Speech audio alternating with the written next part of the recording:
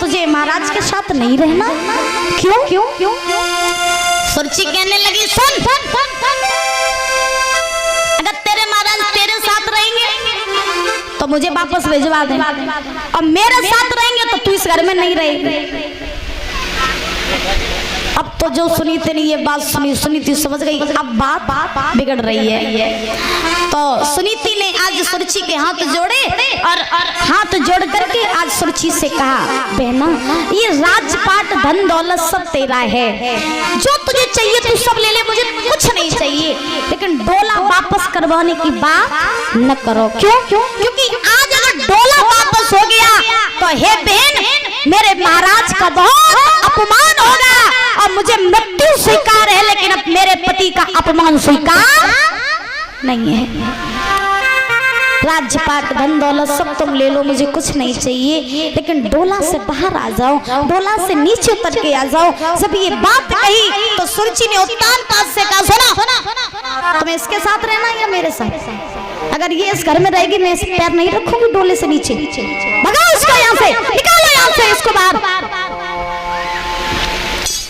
जब ये बात कही तो कहने के बाद में आज उत्तानपाद सुनीति को अपने पास में बुलाया, सुनीति को, और पास में बुला करके उत्तानपाद ने सुनीति से कहा, कहो रानी हमने तुमसे कहा था मौत अच्छी है लेकिन सौत अच्छी नहीं है।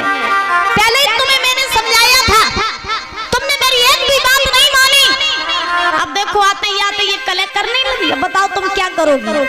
सुनीति कहने लगी, महाराज मैंने आपसे एक ही बात कह दी, मुझे मौत स्वीकार है लेकिन आपका अपमान स्वीकार नहीं है। अगर मेरी बहन ये चाहती है कि मैं इस घर में ना रहूं, कोई बात नहीं, मैं इस घर से निकल जाऊंगी, लेकिन आप मेरी बहन के साथ रहो।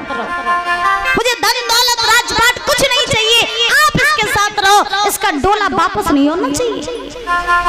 धन्य है वो नारी, धन्य है वो सुनीति जिसने अपने पति का दूसरा विवाह भी करवा दिया, और दूसरा विवाह करवाने के बाद में आज महाराज ये कह रही है कि दुख में रहेंगे सुख में रहेंगे जैसे भी रहेंगे हम गुजर कर लेंगे, लेकिन आप बहन का साथ न छोड़ो। और आज के जमाने में तो महाराज देखो, अगर इनके पति नेकू काऊ की बड़ाई कर देवे तो संजय के भाई साहब रोटी नहीं मिलते। हाँ, अगर आप लोग अपनी अपनी पत्नियों के सामने अगर नेक और काऊ की बड़ाई कर देवो तो भैया शाम की छुट्टी हो जाती, खाना की फिर भोजन मिलवे वालो नहीं है, फिर तो जी जकाती भाई के डेंगा जाओ खाओ जाएगी, हमारे पास का रखो है। हाँ, ऐसे कहती है ये। तो इसीलिए कहा जाता धन्य है वो नारी जो आज महाराज उत्तानपाद से कह रही है कि मैं जैसे भी रहूंगी रह लूंगी, लेकिन आप बहन का साथ न छोड़ो। सुनीति सुरुचि के पास में आई, बोली बहना तू मुझे बता दे, जहाँ रहने के लिए तू मुझे भेज देगी मैं वहीं रह लूंगी, गुजर कर लूंगी, लेकिन तुम डोला वापस न करवाओ।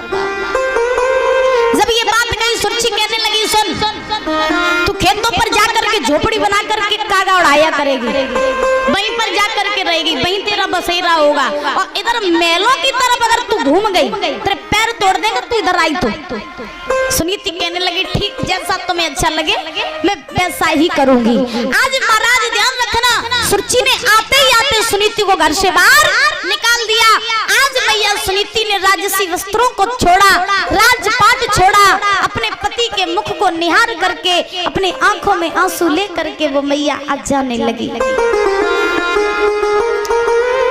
उत्तानपाद से बोली, महाराज मैं तो जा रही हूँ, हमारा तुम्हारा बस यहीं तक का साथ था, साथ पूरा हो गया, अब मैं जा रही हूँ, लेकिन मैं हमेशा यही चाहूंगी कि आप बहन का कभी साथ नहीं छोड़ना, और बड़े आनंद से आप अपना जीवन यापन करना।